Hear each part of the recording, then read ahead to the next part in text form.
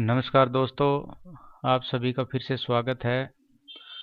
ये मेरा second video है जिसमें हम एनसीईआरटी बेस्ड ज्योग्राफी के short answer type question discuss कर रहे हैं, एमसीक्यू टाइप के। तो पहले वीडियो में आपने देखा होगा कि जियोमॉर्फोलॉजी के हमने क्वेश्चन आंसर डिस्कस किए थे। आज हम शुरुआत करते हैं structure and composition of atmosphere, यानी कि ये हमारा क्लाइमेटोलॉजी से रिलेटेड इसमें रहेगा। तो इसमें सबसे पहला जो क्वेश्चन क्वेश्चन है, which one of the following gases constitute the major portion of the atmosphere, यानी कि यदि हम एटमॉस्फेयर की बात करें, हमारे वायुमंडल की बात करें, तो इसमें से कौन सी जो गैस है सबसे ज़्यादा जो है पाई जाती है। तो इसमें हमारा आंसर रहेगा नाइट्रोजन। इसके बाद नेक्स्ट हमारा इसके अंदर है ये जो हमारा रहेगा इसके अंदर कि question number 2, which one of the following gases is most important for life. जैसा कि हमें पता है कि जीवन जीने के लिए, जीवन के लिए कौन सी गैस महत्वपूर्ण है, तो ये है ऑक्सीजन। ऑक्सीजन। थर्ड हमारा क्वेश्चन है, the atmospheric layer that is important for human life, यानी कि यदि हम एटमॉस्फेयर की अलग अलग लेयर देखें, जैसे में ट्रोपोस्फेयर है, स्ट्रेटोस्फेयर है, आइनोस्फेयर, एक्सोस्फेयर है, तो इसमें सबसे जो इम्पोर्टेंट है जो ह्यूमन बीइंग के लिए, वो है हमारी सबसे निचली शोभमंडल, जिसको हम बोलते हैं ट्रोपोस्फेयर। नेक्स्ट हमारा इसके अंदर है क्वेश्चन नंबर जो 4 है, the height of troposphere at equator. Equator के ऊपर जो ट्रोपोस्फियर की जो हाइट है मैक्सिमम, यदि हम बात करें तो वो कितनी है, वो है 18 किलोमीटर। कितनी है? 18 kilometre. The gas that cause green house effect, इसमें से कौन सी जो गैस है वो ग्रीन हाउस जो हरित गृह प्रभाव को जो इसका कारण है, तो ये है हमारा कार्बन डाइऑक्साइड गैस। जो कार्बन डाइऑक्साइड गैस है ये ग्रीन हाउस गैस है, इससे हमारे एटमॉस्फेयर के अंदर जो हीट काफ़ी बढ़ती है, टेम्परेचर राइज इसमें हो जाता है। नेक्स्ट हमारा इसके अंदर है, the normal lapse rate is decreases of 1 degree at every 165 meter, यानी कि 165 मीटर की यदि हम ऊंचाई पर जाते हैं तो 1 डिग्री जो टेम्परेचर है वो कम हो जाता है। इसी को हम बोलते हैं सामान्य ताप ह्रास दर। नेक्स्ट हमारा इसके अंदर क्वेश्चन जो रहेगा ये है question number 7, the gas that protect us from the harmful ultraviolet rays coming from the sun, यानी कि सन से जो अल्ट्रावायलेट जो रेज आती है उससे कौन सी गैस हमारी रक्षा करती है या सुरक्षा कवच जिसको हम बोलते हैं, that is ozone gas. Oxygen gas is negligible quantity at the height of, यानी कि कितने किलोमीटर की ऊंचाई पर जाने पर जो ऑक्सीजन है वो बिल्कुल कम हो जाती है, नेग्लिजिबल हो जाती है, तो वो है 120 किलोमीटर की हाइट पर जो ऑक्सीजन गैस बिल्कुल कम हो जाती है। The atmosphere layer which is useful in radio transmission, radio के अंदर जो प्रोग्राम चलते हैं, जो ट्रांसमिशन होता है, उसमें कौन सी जो लेयर है ट्रोपोस्फेयर इसमें हमारी एटमॉस्फेयर की, वो इसके लिए हेल्पफुल है, वो है आइनोस्फेयर। तो आइनोस्फेयर जितने भी जो हमारे रेडियो टीवी के जो चैनल्स है वहाँ से रिफ्लेक्ट होकर वापस हमारे स्टेशन के ऊपर उसको वापस रिफ्लेक्ट करती है, और इसी से हम रेडियो वगैरह सुन पाते हैं। नेक्स्ट क्वेश्चन है, sea salt, pollen, ash, smoke and soot fine soils are associated with dust particle, यानी कि धूली के कण है, ये जो हमें एटमॉस्फेयर में मिलते हैं छोटे छोटे, वो धूली के कण कहाँ से आते हैं, चाहे वो सी साल्ट से बात करें, पोलन की बात करें, ऐश यानी कि जो राख की बात करें, स्मोक धुएं से, और छोटे छोटे जो मिट्टी के कण हैं उन्हीं को हम बोलते हैं डस्ट पार्टिकल। एनसीईआरटी का चैप्टर 9 हमारा है solar radiation and heat balance and temperature. इससे क्वेश्चन आंसर डिस्कस करते हैं। तो इसमें सबसे पहला जो क्वेश्चन है, which one of the following has the longest duration of day, यानी कि किस एरिया पर हमें सबसे ज़्यादा जो लॉन्गेस्ट ड्यूरेशन ऑफ डे देखने को मिलता है, वो है पोल्स के ऊपर। क्योंकि पोल्स के ऊपर हमें पता है कि वहाँ पर 6 जो मंथ की नाइट और 6 मंथ का जो डे होता है, तो दिन की जो अवधि है वो सबसे ज़्यादा हमें ध्रुवों के ऊपर देखने को मिलती है। The incoming solar radiation on earth is known as insolation. Insolation जो है वो, इसको अलग अलग बार करें, इन मतलब इनकमिंग सोले मतलब इसमें है कि सोलर रेडिएशन, ठीक है, ये लास्ट वाला जो रेडिएशन से बना है, तो ये इनकमिंग सोलर रेडिएशन को, इसको शॉर्ट में हम इंसोलेशन बोलते हैं। जो सूर्य जो हमें सूर्य से हमें जो ताप यानी कि जो ऊर्जा आती है उसी को। Direct heat of an object by transmission of heat is known as, यानी कि किसी भी वस्तु को डायरेक्ट जो हीट होती है, direct heat of an object, किसी भी पदार्थ से जो किरणों का डायरेक्ट जो किरणों का जो ट्रांसमिशन होता है, तो इस प्रकार की हीट जो हम क्या बोलते हैं, इसको बोलते हैं कंडक्शन, क्योंकि एक दूसरे के कांटेक्ट में आने के बाद में हीट डायरेक्ट ट्रांसफर होती है। The heat carried by warm wind is called, यानी इसको हम बोलते हैं एडवेक्शनल। वार्म विंड यानी कि जो गर्म हवाएं होती हैं जो हीट को जो ट्रांसफर करती है, ये लेके जाती है, उसको हम बोलते हैं advectional. The rise of air due to the heating is called convectional. Convectional जो करंट है, सुना होगा नाम, जैसे कि अर्थ के ऊपर, अर्थ के इंटीरियर पार्ट में कन्वेक्शनल करंट, आर्थर होम्स ने इसका कंसेप्ट दिया था। और वैसे भी जो हमारी जो भूमध्य रेखा है, इक्वेटर से जो ज़्यादा जो गर्मी रिसीव, यहाँ पर टेम्परेचर रिसीव होता है, तो यहाँ पर जो एयर हल्की होकर उठती है और ऊपर 30 डिग्री नॉर्थ और 30 डिग्री साउथ के ऊपर सब्सिडाइज हो जाती है, तो इसी को हम बोलते हैं कन्वेक्शनल करंट, संवहनीय धाराएं जिसको हिंदी में बोलते हैं। नेक्स्ट हमारा है the ozone between 23.5 degree north and south, यानी कि जोन, ये कौन सा जोन है जो 23 डिग्री उत्तरी और जो 23 डिग्री दक्षिणी जो हमारा गोलार्ध है उसके बीच में हमें मिलता है, उसको हम बोलते हैं टॉरिड जोन।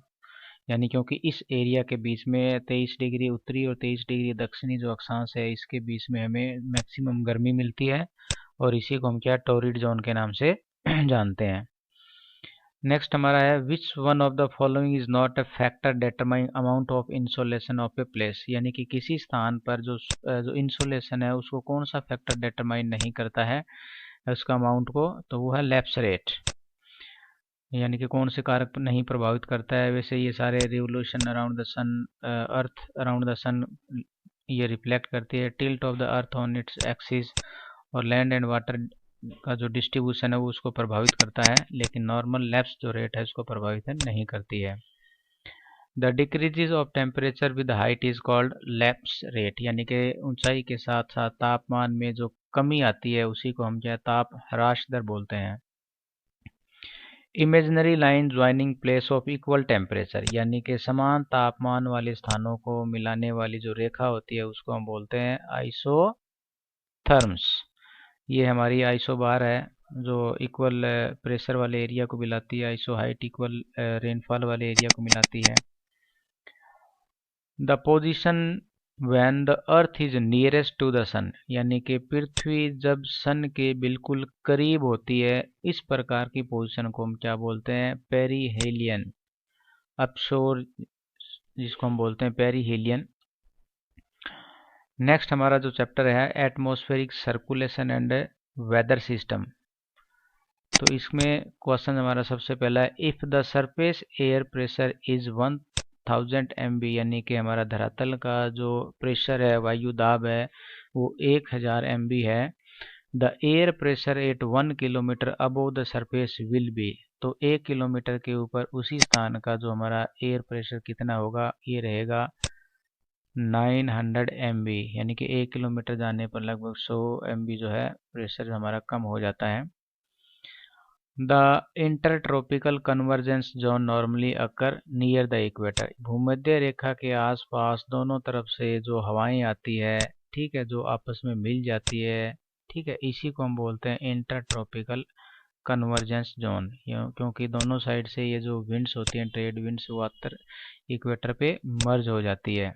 अंतर उष्ण अभिसरण क्षेत्र जिसको हम बोलते हैं। The direction of wind around a low pressure, यानी कि जो लो प्रेशर है उसके चारों ओर का जो विंड का जो सर्कुलेशन है in north hemisphere is known as, इसको हम बोलते हैं एंटी क्लॉकवाइज। एंटी क्लॉकवाइज होता है ये ऐसे इस प्रकार से, ठीक है, एंटी क्लॉकवाइज नॉर्थ हेमिस्फीयर में, साउथ हेमिस्फीयर के अंदर ये रहेगा clockwise. Which one of the following is the source region for the formation air masses, air masses के बनने के लिए कौन सा जो रीजन है वो सोर्स रीजन, स्रोत रीजन है, इसमें है साइबेरियन प्लेन्स। इक्वेटोरियल फॉरेस्ट नहीं है, हिमालय भी नहीं है, डेक्कन प्लेट्यू भी नहीं है, इसमें साइबेरियन प्लेन्स है जहाँ से ठंडी जो एयर मासिस है, कोल्ड एयर मासिस का ओरिजिन होता है। What is the unit use in measuring pressure, pressure को हम किस में काउंट करते हैं, किलो पास्कल के अंदर, ये इसकी यूनिट है जिसको हम प्रेशर को मापते हैं। The force affect the velocity and direction of wind, यानी कि हवा की गति और उसकी दिशा को कौन सी फोर्स प्रभावित करती है, ये सारी फोर्स है जिसमें प्रेशर ग्रेडियंट है, फ्रिक्शन है, कोरियोलिस फोर्स है। कोरियोलिस फोर्स उसके वेलोसिटी को प्रभावित नहीं करता बल्कि इसके डायरेक्शन को इफेक्ट करता है, क्योंकि कोरियोलिस फोर्स जो है विंड को डिफ्लेक्ट करता है, लेकिन ये जो चीज़ें हैं दोनों, प्रेशर ग्रेडियंट और जो फ्रिक्शन है, ये इसकी गति को प्रभावित करती है, तो इसलिए सारे फैक्टर इसके अंदर है। नेक्स्ट हमारे इसमें क्वेश्चन है कि how many major source region of air masses, air masses का जो ओरिजिन होता है उसके कौन कौन से कितने रीजन हो सकते हैं, वो है 5। इसमें इक्वेटर के आसपास का जो एरिया है, ठीक है, पोलर एरिया है, और इसी प्रकार से ओशियन है, कॉन्टिनेंट्स है, इस मिलाकर कुल मिलाकर ये 5 सोर्स रीजन है। The boundary zone between two different air mass, यानी कि दो अलग अलग प्रकार के जब एयर मास यानी कि वायु राशियाँ जब मिलती है, मान लीजिए ये हमारी एक एयर मास है, एक ये एयर मास है, इसके बीच की ये जो बाउंड्री है इसको हम क्या बोलते हैं, इसको बोलते हैं फ्रंट, यानी कि वातागर जिसको हम बोलते हैं। देखिए ये वातागर, क्योंकि वातागर तभी बनता है जब दो एयर मासेस ठंडी और गर्म जब आपस में मिलती है। नेक्स्ट हमारा इसके अंदर है the eye is a region of, eye यानी कि जो आँख होती है तो वो क्या होती है, द काम विद सबसाइडिंग एयर, यानी जब कोई चक्रवात आता है, वातागर बनता है, तो उसके बीच का जो पार्ट होता है उसको हम आई बोलते हैं, जहाँ पर चारों दिशाओं से हवा आकर सबसाइड करती है यानी कि नीचे उतरती है, और बहुत ही शांत एरिया होता है। इसके आसपास का जो एरिया काफ़ी वायलेंट होता है, वहाँ पर रेनफॉल भी अच्छी होती है। टॉर्नेडो जनरली अकर इन, टॉर्नेडो कहाँ आते हैं, ये आते हैं मिड लैटिट्यूड्स के अंदर, कहीं कहीं पर इनको टॉर्नेडो है, कहीं पर विली विलीज है, कहीं पर ये चक्रवात है, कहीं पर टाइफून्स है, इनके अलग अलग नेम है, साइक्लोन्स टाइप के हैं ये देखिए the tropical cyclone are known in the western Australia, Australia के अंदर इसको क्या बोलते हैं, उष्ण कटिबंधीय जो चक्रवात होते हैं इनको पश्चिमी ऑस्ट्रेलिया में क्या बोला जाता है, willy willies, willy willies. Cyclone तो हमारे यहाँ इंडिया के अंदर टाइफून चाइना के अंदर बोली जाती है। नेक्स्ट इसमें जो हमारा है वाटर इन एटमोसफेयर, ये हमारा वाटर के बारे में, एटमोसफेयर के बारे में, ह्यूमिडिटी है, ड्यू बनती है, उनके बारे में। तो विच one of the following is the unit of measuring relative humidity, relative humidity को मापने की इसमें कौन सी जो एक यूनिट है, वो हम इसको मापते हैं परसेंटेज के अंदर। वैसे मैं बता दूं ह्यूमिडिटी जो होती है वो एयर के अंदर जो मॉइस्चर होता है उसको हम कहते हैं, इसके अंदर रिलेटिव एब्सोल्यूट है, कई प्रकार की ह्यूमिडिटी को हम मेजर इसमें करते हैं।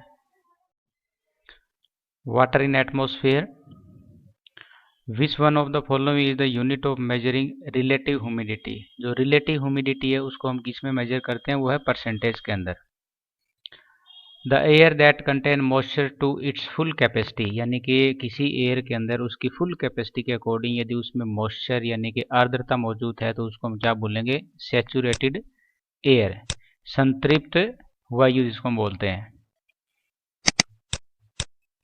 नेक्स्ट है हमारा dew point is the temperature when, जो ड्यू पॉइंट होता है जहां पर जो ओस की बूंदे जो बनती है उसको हम क्या बोलते हैं कि due point is temperature when the water vapour start changing into water, यानी कि छोटे छोटे जो वाटर वेपर्स होते हैं वो वाटर के अंदर जब कन्वर्ट होना शुरू हो जाते हैं तो इसको हम बोलते हैं ड्यू पॉइंट पे, क्योंकि the dew point is that point where the water start to converting, the water vapour starting to convert into the waters, जब वो वाटर फिर ये जमना शुरू हो जाता है, फ्रीजिंग शुरू हो जाता है, तो इसको हम बोलते हैं फ्रीजिंग पॉइंट।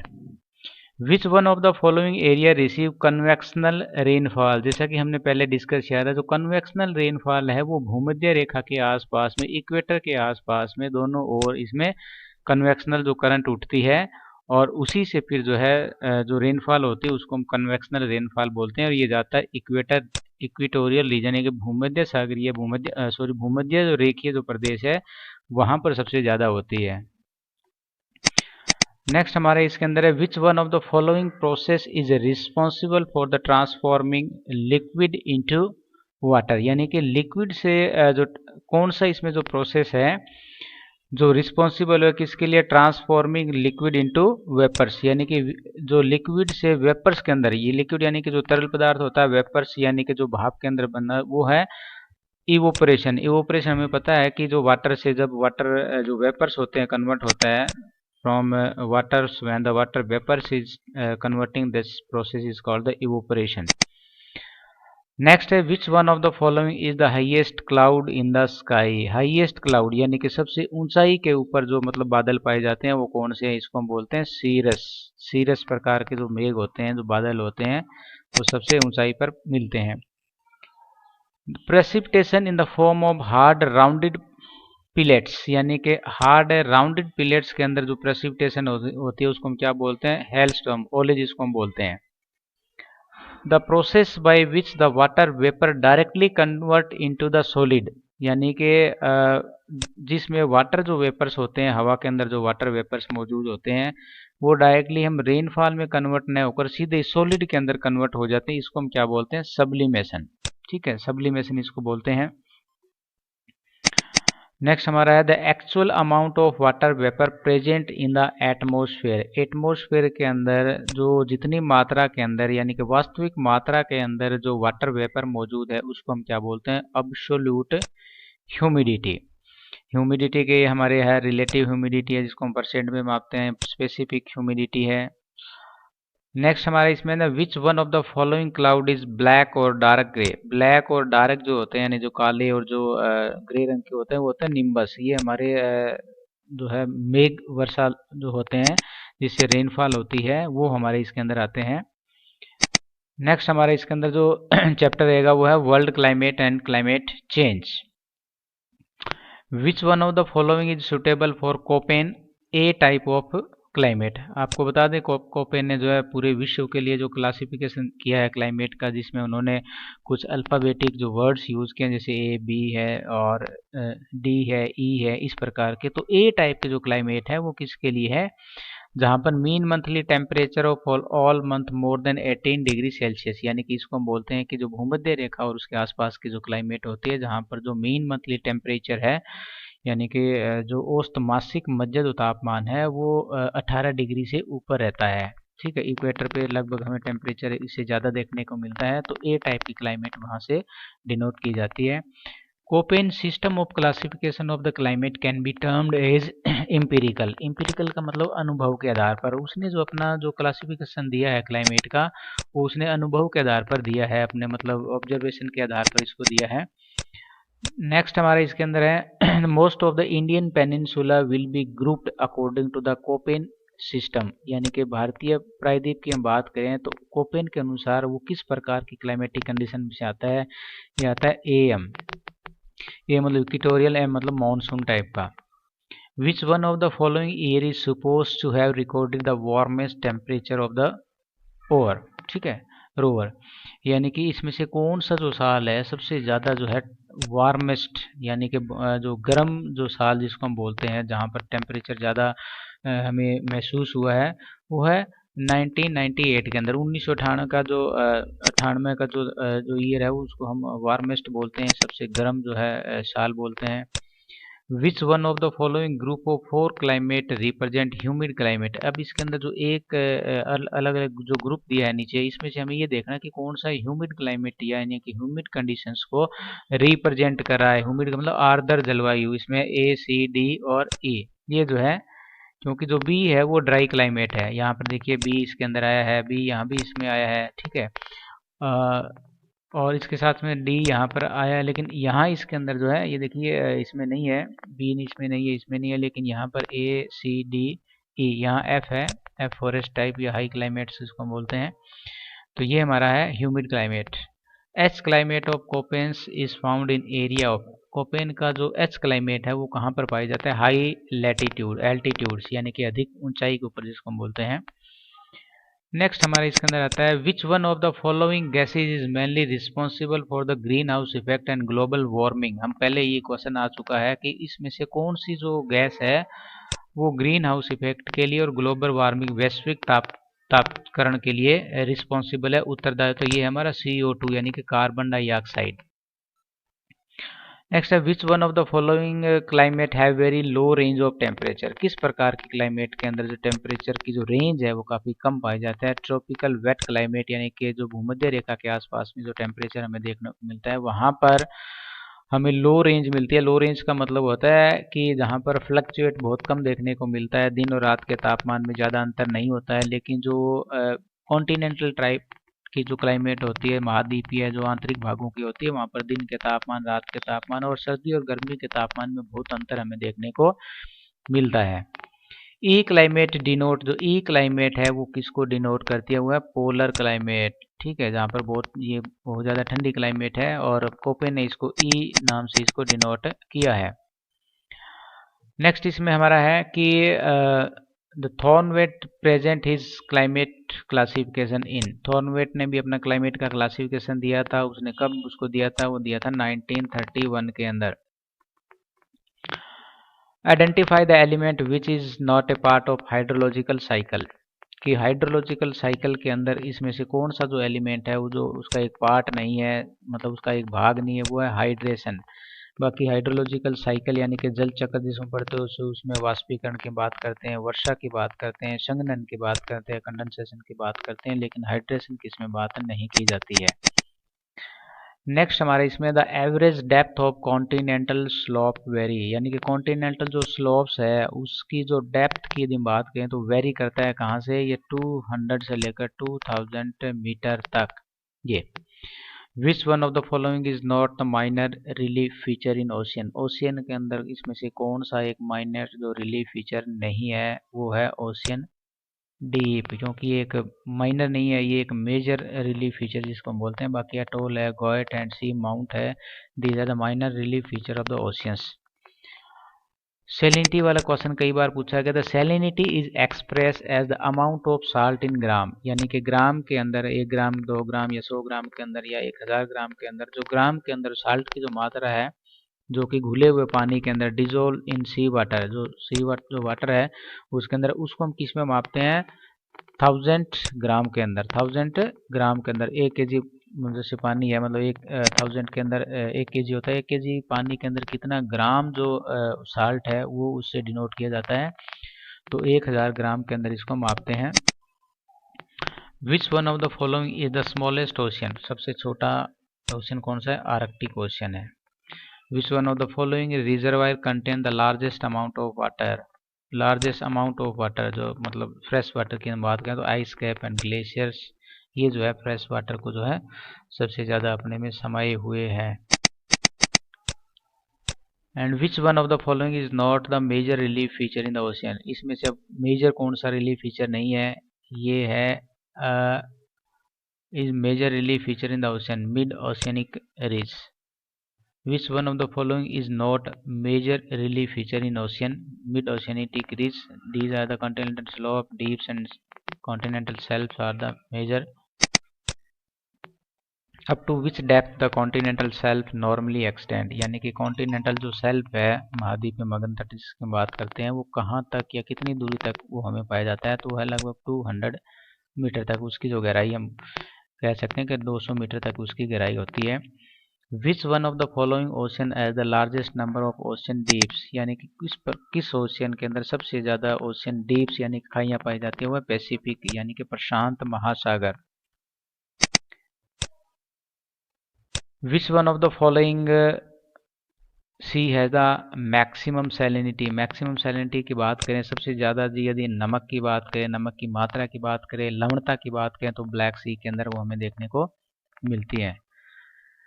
तो ये तो थे हमारे हाइड्रोस्फेयर और कुछ हाइड्रोस्फेयर और एटमॉस्फेयर से रिलेटेड कुछ इम्पोर्टेंट एमसीक्यू टाइप क्वेश्चन जो कि बार बार किसी न किसी एग्जाम के अंदर पूछे जाते हैं। आने वाले वीडियो में हम बात करेंगे अदर जो ओशियंस और हमारे जो एटमॉस्फेयर से रिलेटेड है उसके बारे में। थैंक्स।